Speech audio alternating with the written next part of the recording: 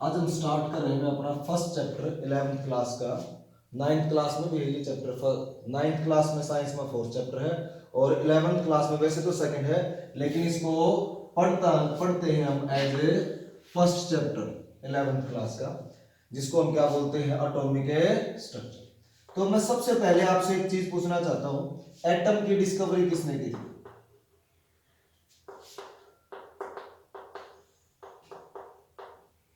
किसने की थी एटम की डिस्कवरी, बताओ। एटम की डिस्कवरी की जॉन डाल्टन ने। किसने की? John Dalton. Discovery of atom was made by John Dalton. अब जब जॉन डाल्टन ने एटम की डिस्कवरी की तो उसने एटम के बारे में क्या क्या बताया? देखो, जब जॉन डाल्टन ने एटम की डिस्कवरी की तो जॉन डाल्टन ने एटम के बारे में हमें काफी सारी चीजें बताई, जैसे कि atom is the smallest particle of universe. कि एटम क्या है? एटम दुनिया का सबसे छोटा पार्टिकल है। एटम से छोटी कोई चीज नहीं हो सकती। यानी अगर हम किसी भी चीज को तोड़ते रहेंगे तो लास्ट में कहां जाकर रुक जाओगा? वो एटम पे जाकर रुक जाओगा। एटम को से छोटा कुछ भी नहीं होता। दूसरा पॉइंट इसने क्या कहा कि यूनिवर्स में हर चीज, चाहे वो कुछ भी है, हवा है, पानी है, दीवारें हैं, हम सब है, हर एक चीज, हर एक वस्तु, हर एक ऑब्जेक्ट किस चीज से बना हुआ है? एटम से।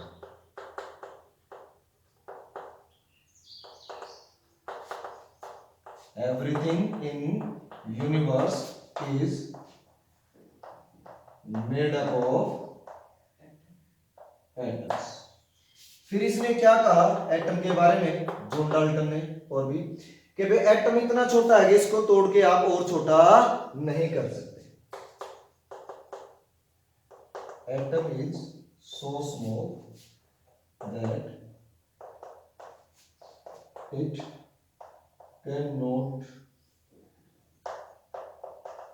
B dissociated.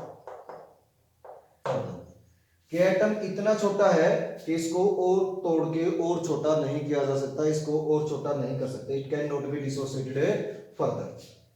तो ये था भाई कि एटम यूनिवर्स का सबसे छोटा पार्टिकल है।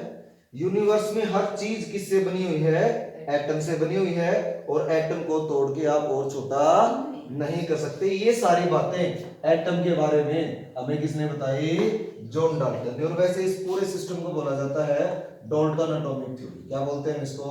Dalton atomic theory. और एटम की डिस्कवरी का पूरा क्रेडिट किसके पास है? जॉन डाल्टन के पास। ये है इस चैप्टर की स्टार्ट।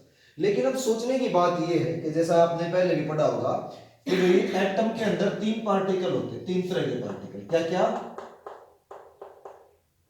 इलेक्ट्रॉन, न्यूट्रॉन और प्रोटॉन। ये तीन पार्टिकल प्रेजेंट होते हैं एटम में, जिसमें इलेक्ट्रॉन पे क्या चार्ज होता है? नेगेटिव। न्यूट्रॉन पे कोई चार्ज नहीं होता, और प्रोटॉन पे क्या चार्ज होता है? पॉजिटिव। इसका मतलब एटम के अंदर तो तीन पार्टिकल है, मतलब ये तीनों एटम से छोटे हैं। तो इन तीनों पार्टिकल की हमने कैसे डिस्कवरी की, कैसे हमें इनके बारे में पता चला, ये सारी चीजें अब हमने पढ़नी है वन बाय वन। तो सबसे पहले हम किसकी डिस्कवरी के बारे में पढ़ेंगे? आज इलेक्ट्रॉन के डिस्कवरी के बारे में पढ़ेंगे। किसकी डिस्कवरी पढ़नी है हमने सबसे पहले? आज इलेक्ट्रॉन की डिस्कवरी। तो चलिए, इलेक्ट्रॉन की जो डिस्कवरी है वो हुई एक्सपेरिमेंट में, जिसका नाम था William Crookes cathode ray experiment.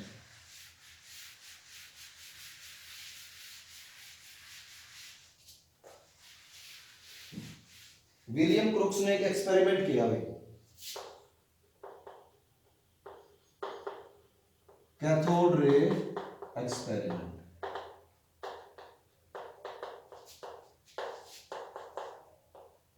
It was done by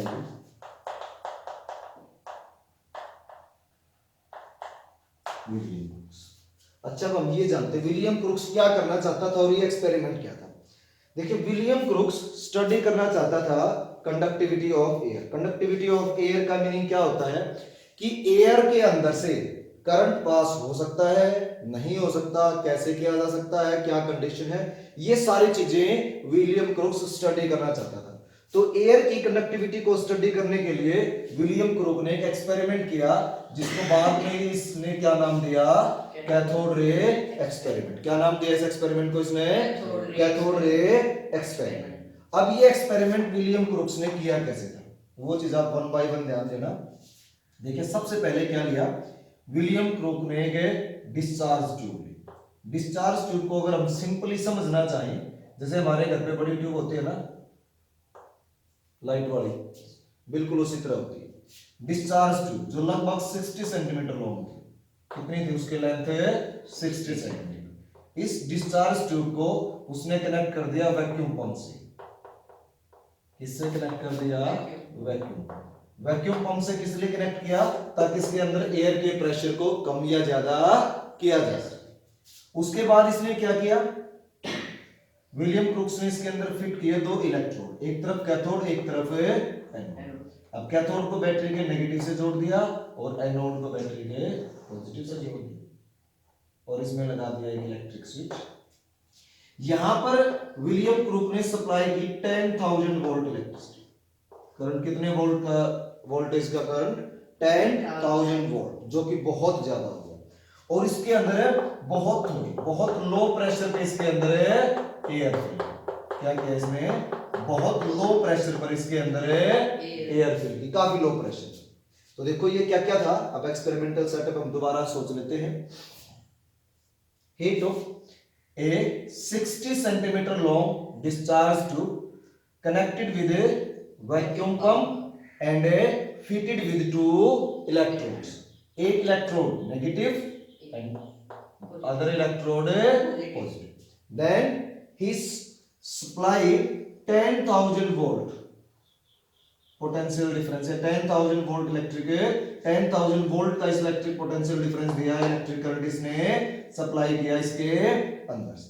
ये हो गया सेटअप। अब जैसे ही विलियम क्रुक ने स्विच ऑन किया, ये पूरा सेटअप तैयार करने के बाद भी डिस्चार्ज ट्यूब, उसके अंदर लो प्रेशर पे एयर रखी और उसके अंदर 10,000 वोल्ट से इलेक्ट्रिक करंट सप्लाई किया, तो उसने क्या देखा, उसने ऑब्जर्व किया ग्रीन फ्लोरोसेंस। क्या ऑब्जर्व किया उसने, ग्रीन फ्लोरोसेंस। और किस तरफ ऑब्जर्व किया उसने, वो एनोड की साइड में, जिस तरफ है पॉजिटिव चार्ज। फ्लोरोसेंस को आप सिंपली समझ सकते हो, जैसे किसी चीज पर लाइट टकराई और उससे जो लाइट का रिफ्लेक्शन होता है, ठीक है, उसको हम एक टाइप से क्या बोल सकते हैं, फ्लोरोसेंस। सिंपली आपको एक टाइप से चमक, यानी एनोड की तरफ से एक स्पेशल ग्रीन कलर की चमक या फ्लोरोसेंस क्या हुआ, दिखाई दी। यानी जैसे इसने स्विच ऑन किया तो क्या दिखाई देता है विलियम क्रुक्स को, एनोड की तरफ से एक ग्रीन लाइट, ग्रीन रोशनी दिखाई देती है इसे, ठीक है। अब विलियम क्रुक को इस एक्सपेरिमेंट में कुछ समझ नहीं आया कि क्यों हुआ, क्या हुआ, कैसे हुआ, ये बात विलियम क्रुक्स को समझ नहीं। उसको समझ नहीं आए तो उसने क्या किया, अपना एक्सपेरिमेंट यहां पर क्लोज कर दिया। उसने कहा कि इस एक्सपेरिमेंट में कैथोड की तरफ से कुछ इनविजिबल रेडिएशंस, किस तरफ से, कैथोड की तरफ से कुछ इनविजिबल रेडिएशन आती हैं और वो रेडिएशन किसके ऊपर टकराती हैं, वो रेडिएशन एनोड के ऊपर जाके टकराते हैं और उन्हीं के टकराने से क्या बनता है, ग्रीन फ्लोरोसेंस। क्या बनता है उनके टकराने से, ग्रीन फ्लोरोसेंस। समझ में आ गया। In this experiment some invisible radiations from anode, from cathode strike on anode to produce green fluorescence. अब ये इनविजिबल रेडिएशन किस तरफ से आई, ये इनविजिबल रेडिएशन आई कैथोड की तरफ से, इसलिए इनको क्या नाम दे दिया गया विलियम क्रुक्स के द्वारा, कैथोड। क्या नाम दे दिया विलियम क्रुक्स ने, कैथोड रे। और इस एक्सपेरिमेंट का क्या नाम हो गया, कैथोड रे एक्सपेरिमेंट। इसलिए हम क्या बोल सकते हैं, discovery of cathode. Discovery of cathode ray किसने की है, विलियम क्रुक्स। समझ में आ गई मेरी बात। एक बार ये ट्राई करो ड्रॉ को। देखिए कैथोड रे की जो डिस्कवरी है वो तो हुई विलियम क्रुक्स के द्वारा, विलियम क्रुक्स ने किया वो काम। लेकिन अब कैथोड रे की स्टडी, इसकी प्रॉपर्टी को एक्सप्लेन करना, क्यों बनी, कैसे बनी, क्या होती है, इनके बारे में सारी चीजें हमें किसने समझाई? जे जे थॉमसन। दूसरा, और जब कैथोड रे की प्रॉपर्टी जे जे थॉमसन स्टडी कर रहे थे तो उसी टाइम इन्हीं कैथोड रे के अंदर किसकी डिस्कवरी की थी? जे थॉमसन ने इलेक्ट्रॉन की डिस्कवरी की। अब ये सब कैसे हुआ हमें आज समझना है। अब सबसे फर्स्ट पॉइंट देखो, सबसे पहले जे जे थॉमसन ने क्या किया? जे जे थॉमसन ने एक लाइट पैडल लिया और उनको कैथोड रे के रास्ते में रख दिया। क्या लिया इसने? लाइट पैडल, और उसको कैथोड रे के रास्ते में रख दिया। तो जे जे थॉमसन ने क्या देखा कि कैथोड रे उस लाइट पैडल को रोटेट कर देती है। कैथोड रे मतलब क्या हुआ? प्रॉपर्टी क्या होगी? बिहेवियर ऑब्जर्वेशन क्या हुआ?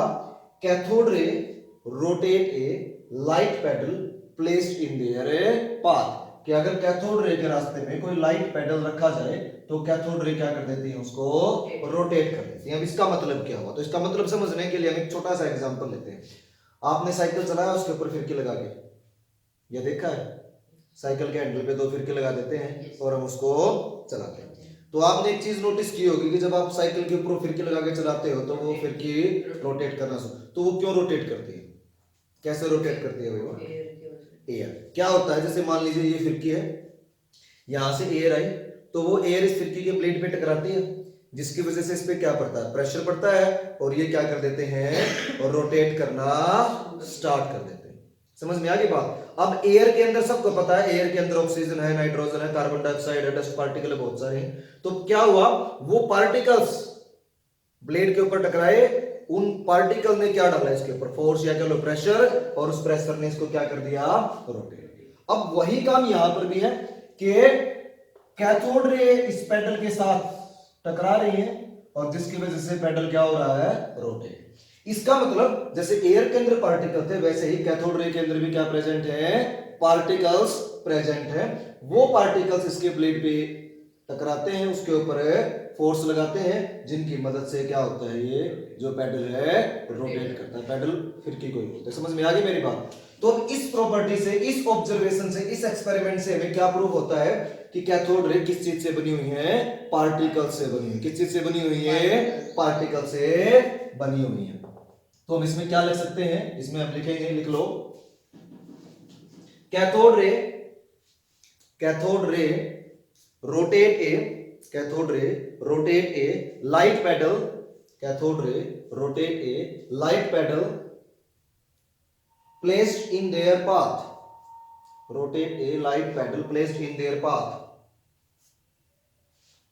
which shows that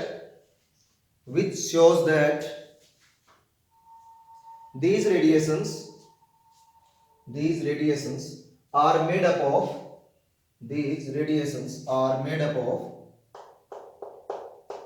material particles.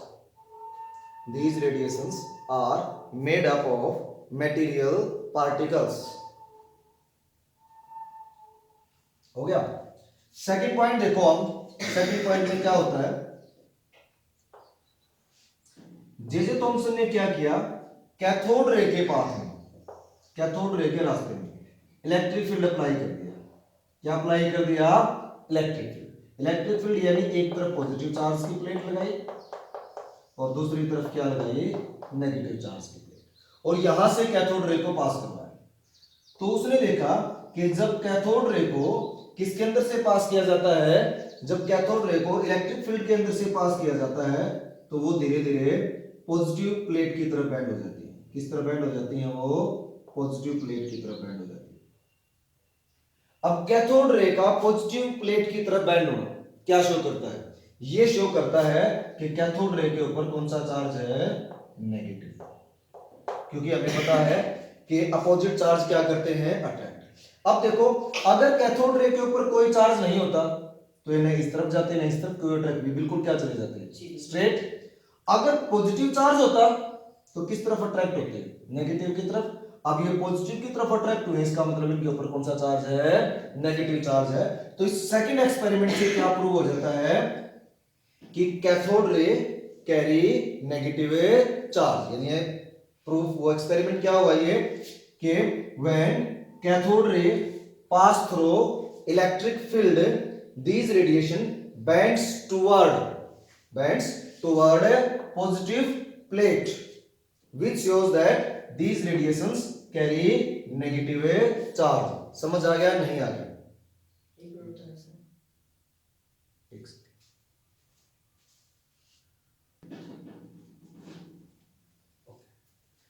अब प्रॉपर्टी नंबर 3, अब क्या होता है देखो, cathode ray create shadow of object placed in their path.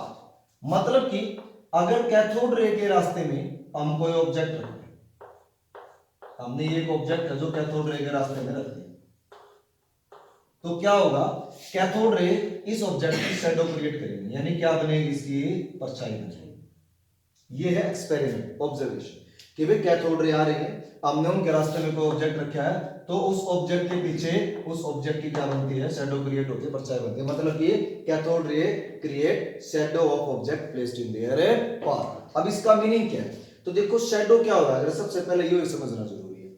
Shadow होता है वो एरिया जहां पर लाइट नहीं पहुंची, जैसे मैं यहाँ खड़ा हूं, सामने से लाइट आ रही है तो मेरे पीछे शैडो बनेगी, इसका मतलब वहां लाइट नहीं गई। तो इसका बेनिफिट क्या होता है, इसका मीनिंग क्या होता है शैडो क्रिएट होने का? शैडो क्रिएट होने का मीनिंग ये होता है कि जो लाइट है वो स्ट्रेट लाइन में चल रही है, वो बैंड नहीं हो रही।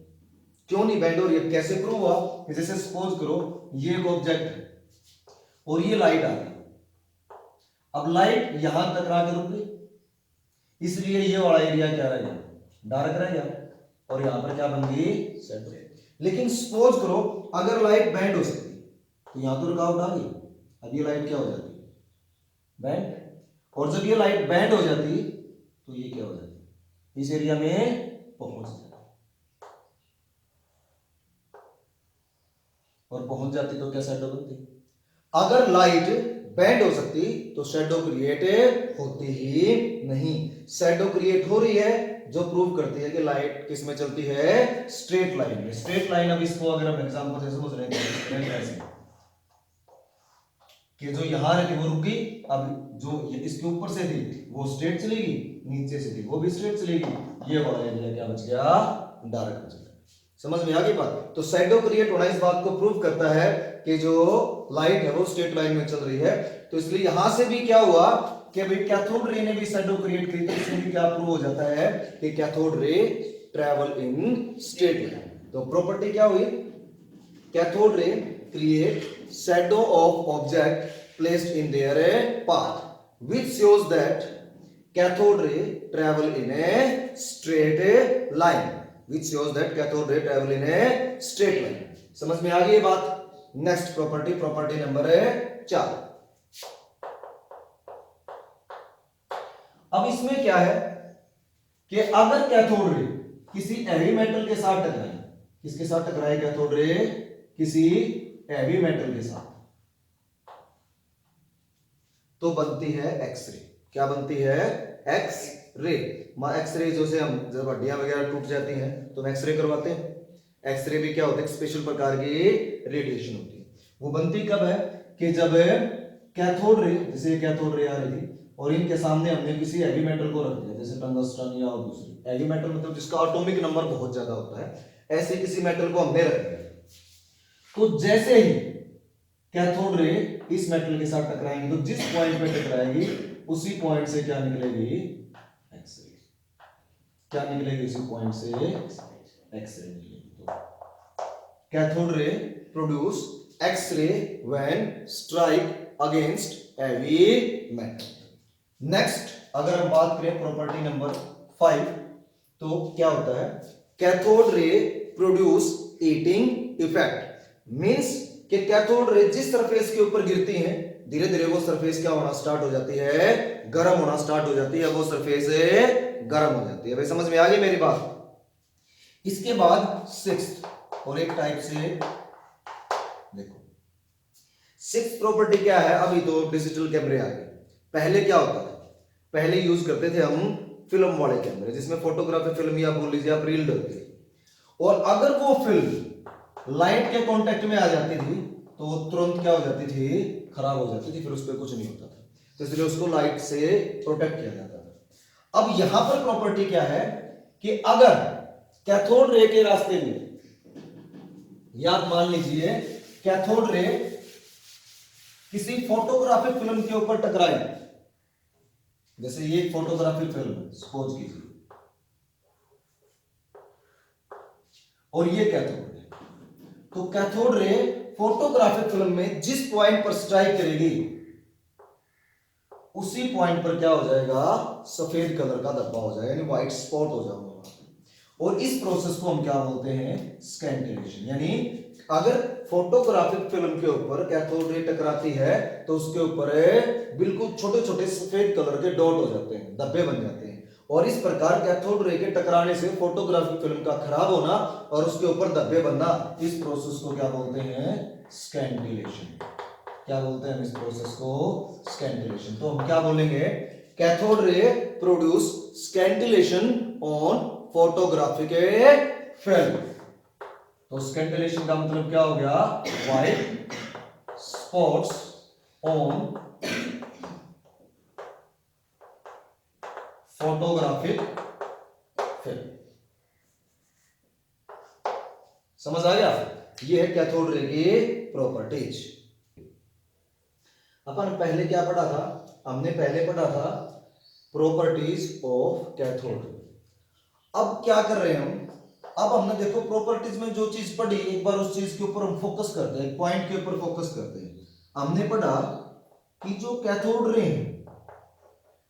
वो नेगेटिव चार्ज के पार्टिकल से बनी है।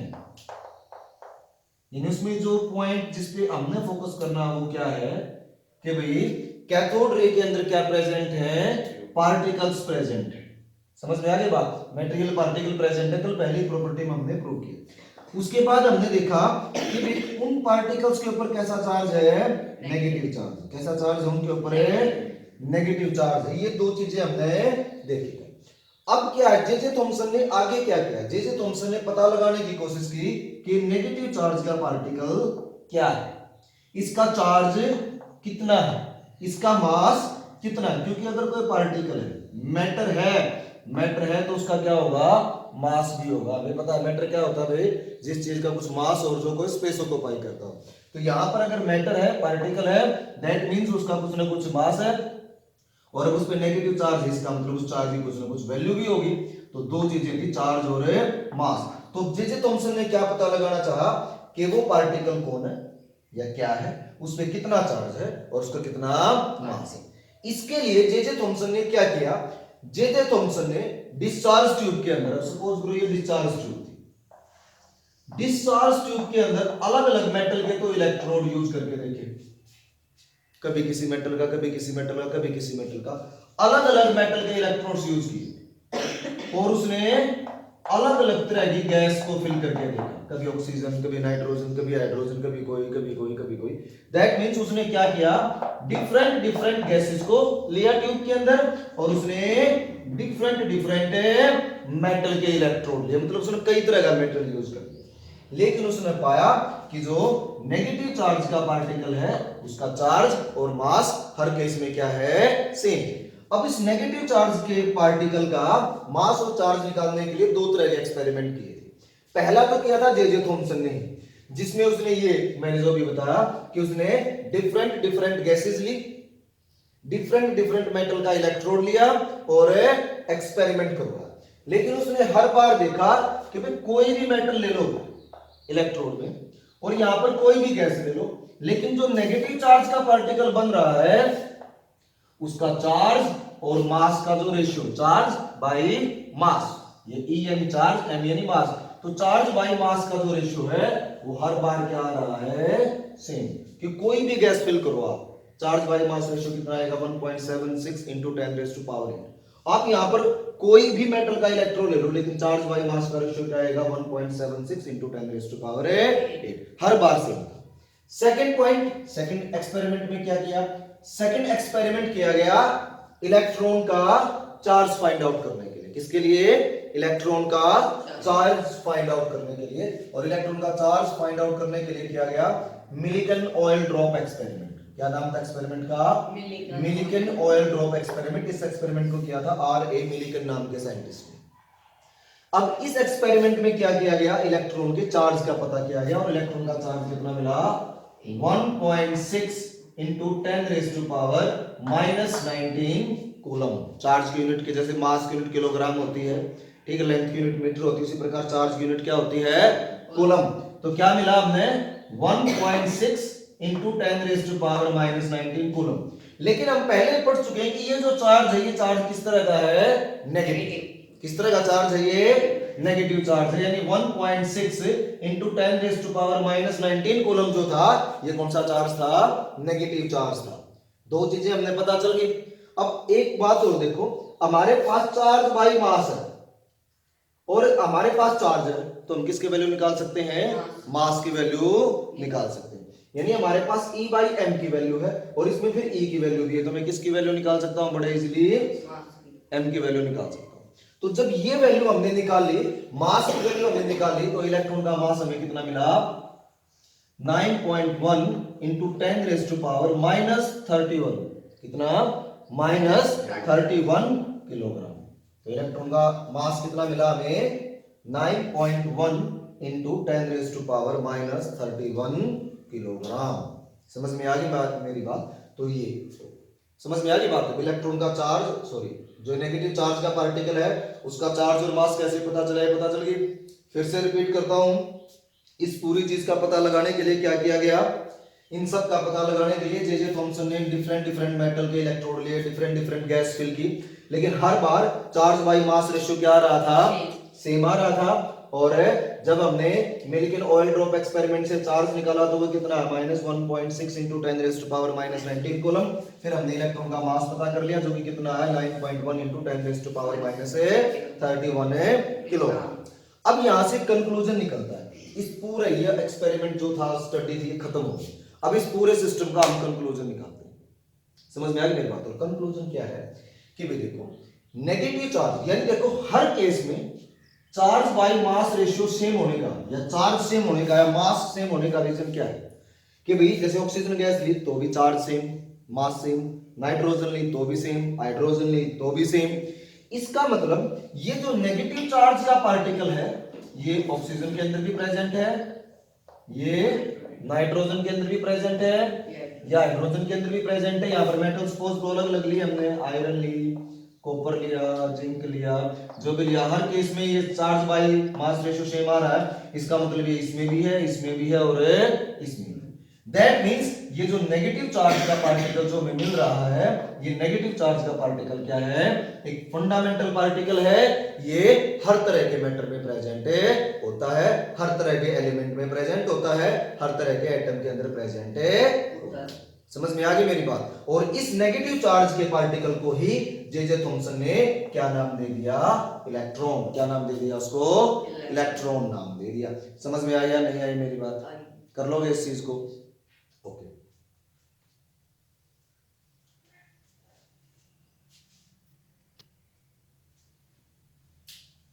देखो अब ये क्या है, जो हमने कहा कि अब उसके अंदर एक नेगेटिव चार्ज का पार्टिकल और वो पार्टिकल फंडामेंटल।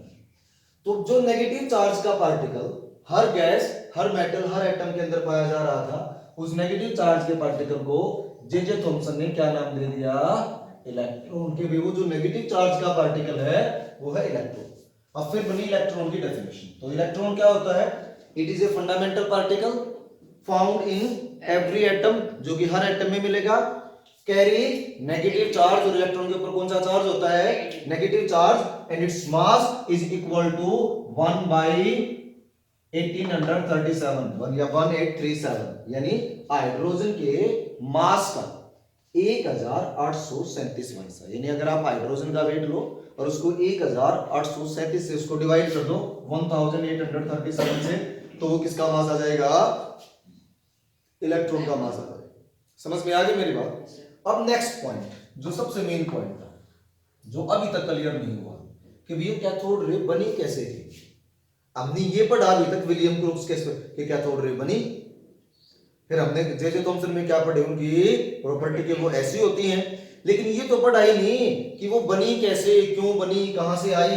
तो अब हम क्या पढ़ रहे हैं, ओरिजिन ऑफ ए कैथोड। दूसरी चीज जो आपने अभी पढ़नी है कि इस बात का प्रूफ भी कि वजह से जॉन डाल्टन ने कहा था कि एटम नहीं टूटेगा, तो एटम तो टूटा तभी तो उसमें से इलेक्ट्रॉन निकला, तो वो कब टूटा था ये भी बात हम यहां बताएंगे जो प्रूव कर देगी कि जॉन डाल्टन बिल्कुल गलत है। तो ध्यान दो, origin of cathode ray, cathode ray बनी कहां और कैसे।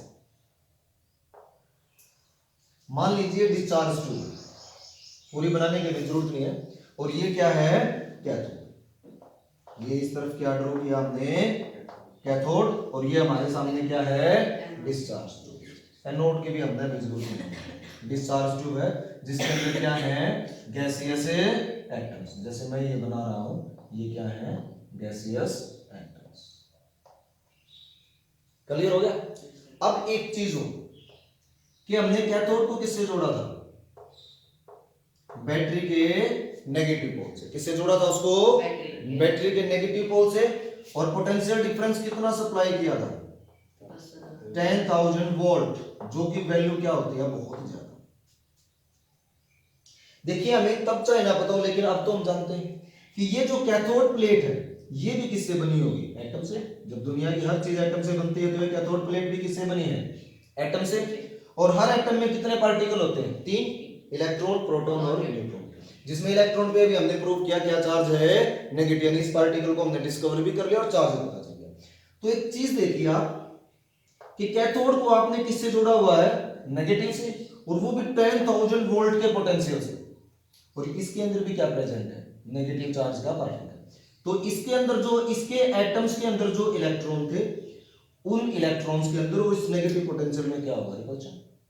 नेगेटिव नेगेटिव क्या करेंगे, रिपेल, रिपल्शन करेंगे, तो रिपल्शन क्या होगा बहुत स्ट्रॉन्ग, और जब बहुत स्ट्रॉन्ग रिपल्शन होगा तो इसमें से क्या होगा, क्या होगा भाई, इसके अंदर से इलेक्ट्रॉन निकलेंगे। समझ में आ गई मेरी बात। तो और इन इलेक्ट्रॉन से क्या बनती है कैथोड, क्या बनती है इन इलेक्ट्रॉन से कैथोड। हमने सबसे पहले लाइन में क्या लिखा, these are first produced from material of a cathode, कि कैथोड रे सबसे पहले तो कहां से बनती है, कैथोड का जो मटेरियल है, कैथोड की जो प्लेट है, सबसे पहले तो ये बनती है मटेरियल ऑफ ए कैथोड से। समझ आ गई ये बात कि these are first produced from material of a cathode. Clear हो गया ये, क्योंकि मटेरियल ऑफ कैथोड से इलेक्ट्रॉन निकले ड्यू टू रिपल्शन। अब हमने नेक्स्ट में क्या लिखा, then by bombardment of fast moving electrons on gaseous atom present in discharge tube. Bombardment क्या होता है, बम्बार्डमेंट होता है बार बार टकराना, या सिंपली आप कह सकते हो टकराना। जैसे हमने गेंद ली ऐसे मारी तो वो गेंद इसके ऊपर टकराई, यानी वो गेंद किसके ऊपर क्या हुई है, बम्बार्डमेंट। आप हिंदी में बोलो तो बौछार, बम्बार्डमेंट को हम क्या बोल सकते हैं, बौछार, के उसके ऊपर बार बार कोई चीज गिर रही है। तो ये इलेक्ट्रॉन बहुत तेजी से मूव कर रहे हैं क्योंकि बहुत ज्यादा रिपल्सन से आई। और दूसरा, इस तरफ क्या प्रेजेंट है, इस तरफ क्या प्रेजेंट है भाई, एनोड, जो किससे जुड़ा हुआ है, बैटरी के पॉजिटिव टर्मिनल से। एक तो इन इलेक्ट्रॉन्स को बहुत तेजी से बहुत फोर्स से यहां से रिपेल किया जा रहा है, और दूसरा इन इलेक्ट्रॉन्स को बहुत फोर्स से यहां पर क्या किया जा रहा है, अट्रैक्ट, क्योंकि पॉजिटिव। तो ये इलेक्ट्रॉन बहुत तेजी से दौड़ेंगे। जब ये इलेक्ट्रॉन बहुत तेजी से दौड़ेंगे तो ये क्या करेंगे, तो ये इन गैसियस एटम के ऊपर टकराएंगे। क्या करेंगे, ये इन गैसियस एटम्स के ऊपर टकराएंगे। समझ में आई मेरी बात। और जब ये इलेक्ट्रॉन गैसियस एटम, जैसे हमारा बल्ब है, अब बल्ब के ऊपर मैं कोई कंकर मारो तो फूटेगा या नहीं फूटेगा, फूट जाएगा। अब उसी प्रकार जो एटम है, तो इस एटम के ऊपर मैंने बहुत तेजी से इलेक्ट्रॉन खींच के मारा, तो एक बार में नहीं तो दो बार में नहीं तो तीन बार में ये क्या होगा, टूटेगा जरूर। समझ में आ गई बात। और इसके टूटने से भी क्या निकलते हैं भाई, इलेक्ट्रॉन। क्या निकलते हैं इसके टूटने से भी, इलेक्ट्रॉन। समझ में आई मेरी बात, समझ आ गया नहीं आ गया। और ये एक वो इलेक्ट्रॉन जो यहां से निकले और वो इलेक्ट्रॉन जो इन गैसियस एटम के टूटने से निकले, वो सारे इलेक्ट्रॉन मिलकर क्या बनाते हैं, कैथोड रे। क्या बनाते हैं वो, कैथोड रे। और यहां पर हमने ये भी देख लिया कि एटम टूटा। समझ में आ गई बात। और अगर एटम टूटा इसका मतलब क्या है भाई, जो क्या था, जॉन डाल्टन जो था वो क्या था, रॉन्ग। उसकी थ्योरी गलत थी, उसने कहा था एटम नहीं टूटेगा, लेकिन हमने तो एटम को तोड़ दिया और एटम को तोड़ के उसमें से क्या निकाला, नेगेटिव चार्ज का पार्टिकल इलेक्ट्रॉन। समझ में आया नहीं आया? कर लोगे ये इलेक्ट्रॉन की कंप्लीट डिस्कवरी, समझ आ गई? ओके, अब इसमें देखो मैंने क्या क्या पढ़ा है, मैं इसको पूरे पॉइंट को सम अप कर देता हूं कि आपने पढ़ा कि भाई विलियम क्रूक्स ने एक एक्सपेरिमेंट किया, कैथोड रे एक्सपेरिमेंट, उसमें कुछ रेडिएशंस निकली थी जिसको उसने नाम दिया कैथोड रे। उसके बाद जे थॉमसन ने उन कैथोड रे की प्रॉपर्टी को स्टडी किया, उसने पाया कि जो कैथोड रे है वो नेगेटिव चार्ज के पार्टिकल की बनी हुई है। फिर उसने जब डिस्चार्ज ट्यूब में अलग अलग गैसेस और मेटल को लेके देखा तो नेगेटिव चार्ज का जो पार्टिकल था उसका चार्ज और मास क्या आ रहा था, सेम आ रहा था। इसलिए उसने कहा कि नेगेटिव चार्ज का पार्टिकल तो हर तरह के मैटर, हर तरह के एलिमेंट, हर तरह के एटम के अंदर है प्रेजेंट, और उसने उसको क्या नाम दे दिया, इलेक्ट्रॉन। इस इलेक्ट्रॉन का चार्ज निकाला गया मिलिकन ऑयल ड्रॉप एक्सपेरिमेंट से, कितना मिला 1.6 into 10⁻⁻19 कूलम, और इसका मास निकाला गया तो कितना मिला 9.1 into 10⁻⁻31 किलोग्राम, या फिर हम कह सकते हैं कि हाइड्रोजन के मास का 1837वां हिस्सा। और लास्ट में जाके मैं कैथोड रे बनी कैसे थी, तो कैथोड रे सबसे पहले तो कहां से बनती है, मटेरियल ऑफ कैथोड यानी कैथोड की प्लेट से, और दूसरा फिर ये किससे बनती है कि जब मैं कैथोड की प्लेट से इलेक्ट्रॉन निकलते हैं तो वो इलेक्ट्रॉन गैसेस एटम पे टकराते हैं, जिससे गैसेस एटम टूटता है, और गैसेस एटम के टूटने से उसमें से भी क्या निकलते हैं, इलेक्ट्रॉन्स निकलते हैं, और वो सारे के सारे इलेक्ट्रॉन मिलकर क्या बनाते हैं, कैथोड रे।